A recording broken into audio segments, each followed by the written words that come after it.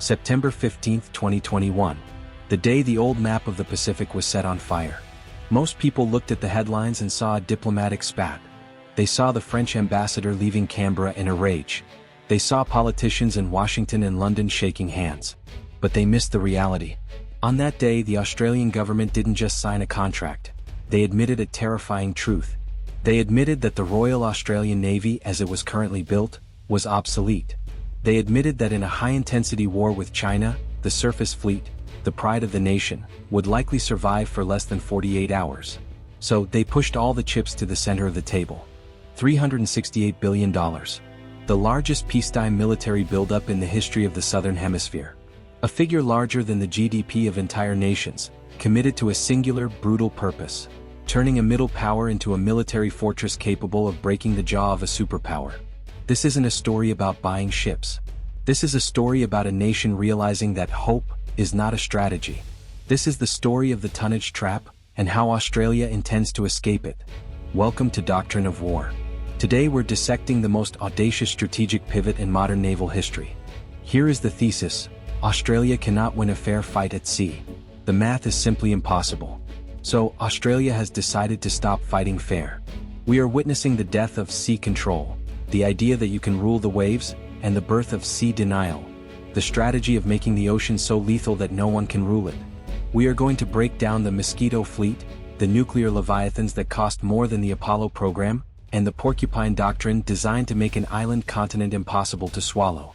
We will look at the uncomfortable realities of industrial capacity, the tyranny of distance, and the specific weapons systems, from ghost sharks to tomahawks, that are reshaping the Pacific escalation ladder. The tonnage trap. Let's be brutally honest.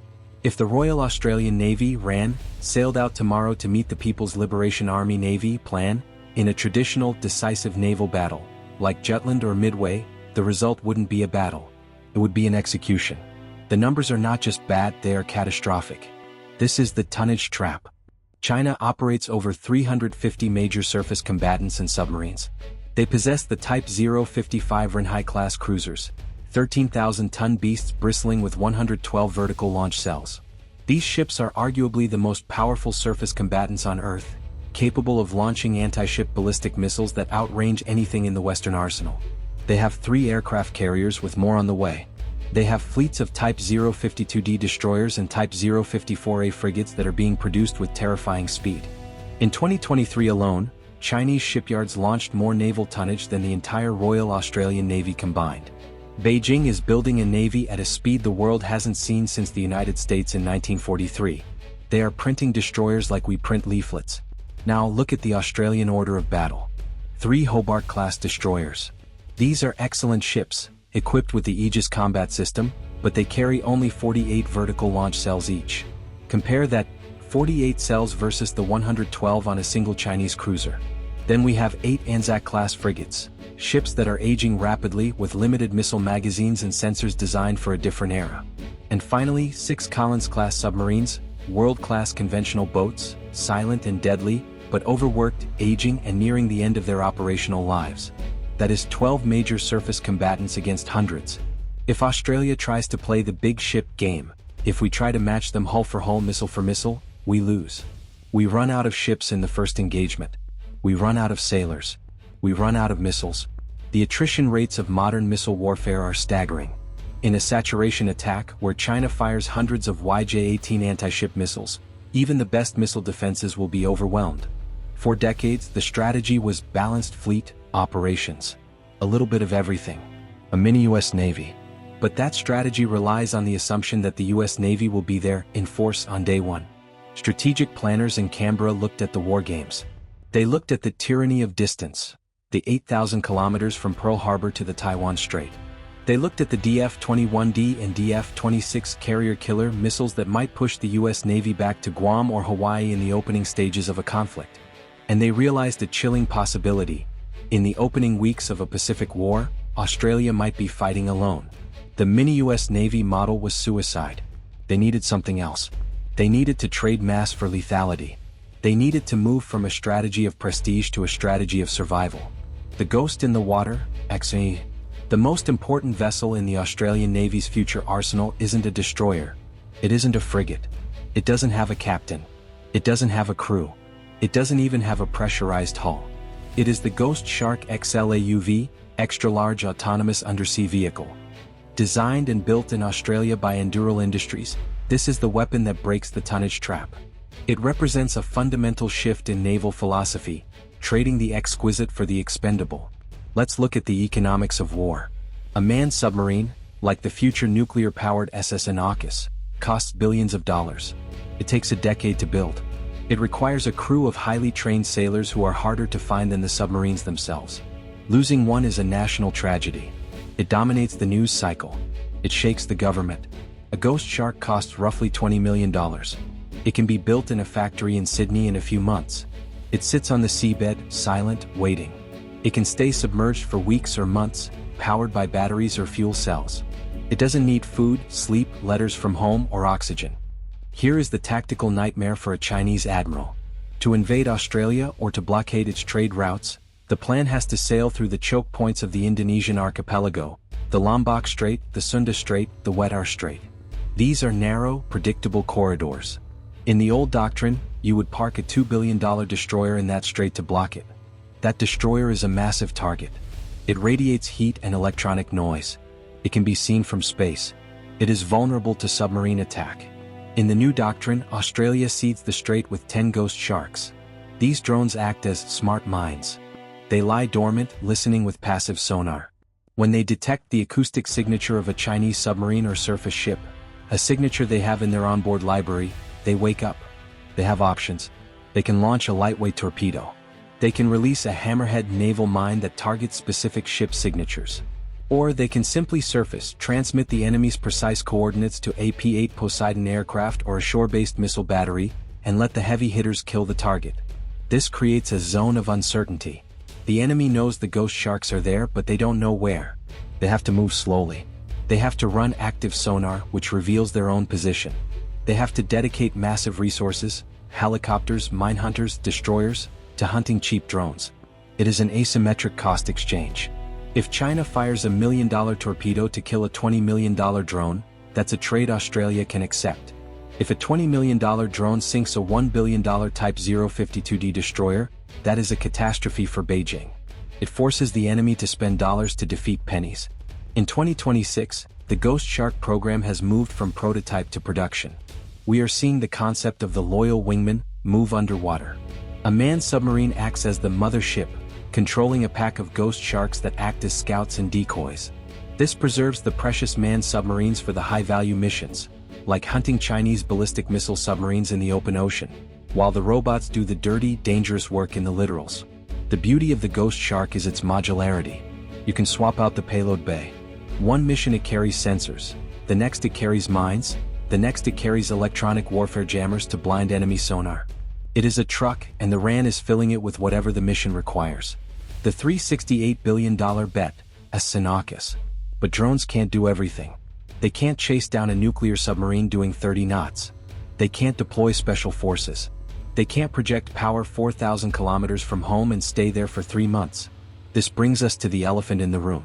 The $368 billion price tag. The AUKUS nuclear submarine program. Critics scream about the cost. They say it eats the budget. They say it relies too much on the US and UK. And they are right. It is a massive gamble. But let's look at why Australian strategists decided it was the only option. It comes down to one word: propulsion. Current Australian submarines are diesel-electric. They are quiet, potentially quieter than nuclear boats when running on batteries, but they have a fatal flaw: they have to snort. They have to come near the surface to run diesel engines and recharge their batteries. In that moment, they are vulnerable to radar and satellite detection. Furthermore, speed kills the battery. If a Collins-class submarine tries to sprint at 20 knots, its battery is dead in an hour. To get from Fleet Base West in Perth to the South China Sea is a long transit. A diesel boat has to move slowly to conserve fuel. By the time it gets to the fight, it might only have a few weeks on station before it has to turn around. A nuclear submarine, the SSN, has infinite range. Its endurance is limited only by the amount of food on board for the crew. It can transit at 25 knots continuously. It can get to Taiwan in days, not weeks. It can stay submerged, deep and fast, indefinitely. If China moves to blockade Taiwan, Australian submarines operating from HMAS Stirling need to reach the operational box, roughly 5,000 kilometers away, and stay there. They need to hunt the Chinese ballistic missile submarines, SSBNs, hiding in the South China Sea bastions. Only a nuclear boat can do this. This capability is what Australia is buying. The SS Inachus will be a hybrid beast, a British design heavily modified for Australian needs, equipped with the American Virginia-class combat system and weapons. The technology transfer here is historic. Britain and America are sharing naval nuclear propulsion technology that only 6 nations in the world possess. This isn't just about giving Australia a boat, it's about giving Australia the keys to the atomic age of naval warfare. Rolls-Royce is providing the reactors. BAE Systems and ASC are building the hulls in South Australia. But there is a gap. The SS Inachus won't be ready until the late 2030s or early 2040s. The danger zone is now. The danger zone is the Davidson window, the period where China's military advantage peaks, roughly between 2027 and 2035. This is where the interim capability comes in, and this is the part of the deal that shocked the world. The United States has agreed to sell between 3 and 5 Virginia-class nuclear submarines to Australia starting in the early 2030s. Understand the gravity of this. The US Navy is currently short on submarines. They are retiring the Los Angeles-class faster than they can build Virginias. For Washington to agree to take active-duty nuclear attack submarines out of the US fleet and give them to Australia is unprecedented. It shows that the Pentagon believes an Australian nuclear submarine is just as valuable to them as an American one. What? Because of geography. An Australian sub based in Perth has easier access to the Indian Ocean and the South China Sea choke points than a US sub based in Pearl Harbor or San Diego. It is about forward deployment. It multiplies the threat vectors China has to worry about. However, the risk is industrial. Can Australia build the workforce? We need nuclear physicists, reactor operators, specialized welders. We are trying to build a nuclear industry from scratch in a country that has banned nuclear power for decades. The Osborne Naval Shipyard in South Australia is being massively expanded, but concrete and steel are the easy parts. The human capital is the bottleneck. If Australia fails to train the workforce, we end up with $368 billion worth of paperweights. This is the gamble. The surface fleet dilemma, Hunter-class. While the submarines steal the headlines, we cannot ignore the surface fleet. This is where the controversy deepens. Australia is building 9 Hunter-class frigates. These are based on the British Type 26 design. They are optimized for anti-submarine warfare, ASW. They are designed to hunt the hunters. But here is the uncomfortable reality. By the time these ships enter service in the 2030s, will a surface frigate even be viable in a high-intensity war? The Hunter-class is expensive, $45 billion for 9 ships. They are heavy, nearly 10,000 tons. And critics argue they are undergunned with only 32 vertical launch cells. In a world of drone swarms and hypersonic missiles, is a 10,000-ton ship with 32 missiles a predator, or is it lunch? The RAN argues that the Hunter's value isn't just in its missiles, it's in its silence and its sensors. It is designed to be quiet enough to hunt advanced Chinese submarines. It is a node in the network. But the debate rages. Should Australia have cancelled the Hunters and bought more destroyers? Or more drones? The decision to proceed with the Hunter-class suggests that Australia still sees a role for surface presence, escorting convoys, showing the flag, and conducting ASW.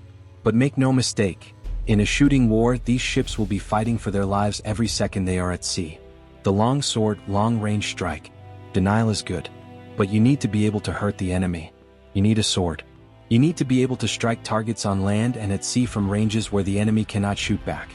For decades, the Australian Navy's strike reach was limited by the Harpoon missile. The Harpoon is a legendary weapon, but let's be honest, it's a relic. Its range is roughly 120 to 200 kilometers. To shoot a Harpoon at a Chinese fleet, an Australian destroyer has to get within 200 kilometers. That puts it well inside the range of Chinese YJ-18 anti-ship missiles, which can reach out to 500 kilometers. It was a knife fight where our knife was shorter than theirs. It was suicide. In 2026, that changed. The Hobart-class destroyers, HMAS Hobart, Brisbane and Sydney, completed their upgrades to fire the Tomahawk land attack missile, TLAM. The Tomahawk has a range in excess of 1,600 kilometers. This changes the geometry of the battle completely. It isn't just an upgrade, it's a transformation. An Australian destroyer can now sit in the Coral Sea, protected by the air cover of RAF fighters from Townsville, and launch missiles at targets in the Solomon Islands or the approaches to the archipelago. It can strike Chinese naval bases. It can hit command centers. It can target ships in port. It can hit airfields before Chinese bombers can take off. This turns the Hobart-class from a defensive shield ship, designed mainly to shoot down aircraft with its Aegis radar, into an offensive strategic asset. It gives the Australian government a long-range strike capability that we haven't had since we retired the F-111 bombers. Crucially, the Block V Tomahawk has a maritime strike capability. It can hit moving ships. It has a seeker head that can discriminate between targets. This forces the Chinese Navy to push their defensive perimeter out by 1,500 kilometers. It stretches their resources. They can't just sail up to the coast and blockade Sydney. They have to worry about being hit while they are still north of Papua New Guinea. But we aren't just buying missiles, we are building them. This is the GWEO, the Guided Weapons and Explosive Ordnance Enterprise. Australia is investing billions to manufacture missiles domestically. We are partnering with Lockheed Martin and Kongsberg to build the Naval Strike Missile, NSM, and the Long-Range Anti-Ship Missile, RASM, on Australian soil. Why? Because in a high-intensity war, supply chains break. You cannot rely on FedEx to deliver missiles from Arizona when satellites are being jammed and cargo ships are being sunk. Sovereign manufacturing is the only way to ensure the magazines stay full. The integration of the Tomahawk and the RASM is the single biggest leap in lethality for the RAN in a generation. It allows a small fleet to have a strategic impact. 3 destroyers carrying Tomahawks represent a threat that cannot be ignored. A salvo of 20 Tomahawks can decapitate an entire island base. And it aligns perfectly with the US Navy. Because we use the same missiles and the same Aegis combat system, an Australian destroyer can plug into the US fire control network. A US satellite can spot a target, and an Australian ship can fire the missile. Or vice versa. We become a seamless extension of the US Pacific Fleet. The Northern Fortress. All of these ships and submarines need a home. And this brings us to the most overlooked part of the buildup, the northern bases. For years, bases like RAF Tyndall and RAF Darwin were sleepy outposts. Not anymore. Australia is pouring billions into hardening the north. This is about turning the Northern Territory into an unsinkable aircraft carrier. Major upgrades are underway at RAF Tyndall to accommodate US B-52 strategic bombers. We are building massive fuel reserves, ammunition bunkers, and tarmac space. This isn't just for the Royal Australian Air Force, RAAF. This is for the United States Air Force, USAF. The strategic logic is simple: dispersion. If a war starts, US bases in Guam and Japan will be hammered by Chinese ballistic missiles. They are known targets. By rotating bombers and fighters through northern Australia, the alliance disperses its forces. It forces China to target multiple locations across thousands of kilometers. It also puts US bombers outside the range of most Chinese tactical missiles, but close enough to launch strikes into the South China Sea. But this makes northern Australia a target. There is no way around that reality. If B-52s are launching from Katherine to strike Chinese fleets, Katherine becomes a legitimate military target for Beijing. This is why the Australian Army is moving its focus north, investing in land-based anti-ship missiles and mobile air defense systems. The Northern Fortress concept relies on the idea that Australia is the strategic depth of the Indo-Pacific. When the front lines in the first island chain, Japan, Taiwan, Philippines, become too hot, Australia is the sanctuary where forces can regroup, rearm, and launch back into the fight. The Porcupine Doctrine. So, can the Australian Navy hold off China? If the question is, can we defeat the plan in a fleet battle? The answer is still no. We don't have the hull count. We don't have the aircraft carriers. We don't have the mass. But if the question is, can we stop China from achieving its objectives? The answer is yes. This is the Porcupine Doctrine. A porcupine doesn't hunt tigers. A porcupine goes about its business. But if a tiger tries to eat a porcupine, it gets a mouthful of quills. It is painful. It causes infection. It might even kill the tiger eventually. Most predators look at a porcupine and decide to go find an easier meal. Australia has become a maritime porcupine. The ghost sharks are the quills hidden in the grass. The tomahawks are the quills that can shoot out. The geography of the sea-air gap, the water separating Australia from Asia, is the burrow. By making the approaches to Australia incredibly dangerous, we raise the cost of aggression. We force Beijing to ask, is invading Australia or blockading Australia worth losing 20 destroyers and submarines? In 2026, with the US economy decoupling and China's internal demographics collapsing, Beijing might decide the answer is no. They might decide it is easier to bully a smaller neighbor that hasn't invested in sea mines and autonomous subs. The RAN has accepted its limitations. It has stopped trying to be a mini superpower and started being a maxi-asymmetric power. It is a humbler strategy but a smarter one. It relies on Australian innovation, like the Ghost Shark, rather than just buying American ships off the shelf. It relies on the intelligence of our commanders to use geography as a weapon. The Mosquito Fleet might not look impressive on a parade ground. It doesn't have the majesty of an aircraft carrier. It doesn't have the prestige of a battleship. But in the dark, cold waters of the Pacific, it is the fleet that survives. And survival is the only victory that matters. The strategy is a gamble. It bets on technology that is still maturing. It bets on a workforce that doesn't fully exist yet. And it bets on an alliance with the United States that is facing its own political turbulence. But looking at the shipyards in Shanghai, Australia realized it had no other choice. To do nothing was to accept defeat. To build a traditional navy was to build a collection of targets. The AUKUS decision, the missiles, the drones, they are all parts of a single message. Australia is no longer just a spectator in the Pacific. We are a player. And we are bringing our own pieces to the board. Thanks for watching Doctrine of War. Do you think the Mosquito Fleet is enough, or should Australia be building bigger ships? Let us know in the comments below. Stay sharp, stay realistic, and we'll see you in the next one.